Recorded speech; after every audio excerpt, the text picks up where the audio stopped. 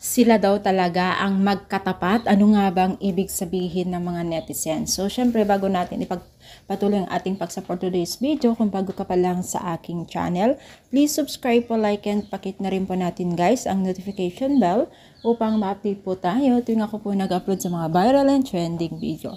So, alam niyo ba guys na itong si Jamdit at Jom Carl ay tila ba ay may pagkasimal, tawag nito, sila daw yung tipong magkatapat sa kasikatan ngayon dahil magkabilaan nga ito, diba? So, maraming nakakapansin na si Jamdit at Jom Carl ay halos magkapantay daw ang kanilang kakiligan or yung mga kilig moment nila magkaparehas. So, syempre, diba, unang-una kasi yan, sila man talaga yung pinakauna din na grabe ang sikat din nila, ano.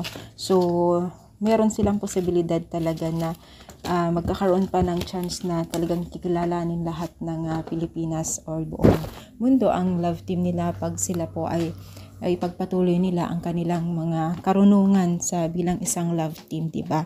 So, ang isa sa mga nakita ng netizens din ay napakaganda yung samahan ng parehas na mag-love team, diba?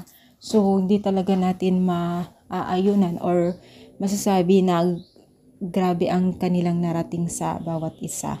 So, talagang minamahal ng mga netizens ang dalawang ito at patuloy ang pagkakaroon ng mga kanilang mga supporters, no? So, isa yan sa mga reason kung bakit pinagpapatuloy nila kasi marami rin talagang nagmamahal sa bawat love team na ito, no? So, anong masasabi ninyo? Pansin nyo rin ba? I-comment down, palike po ang ating video.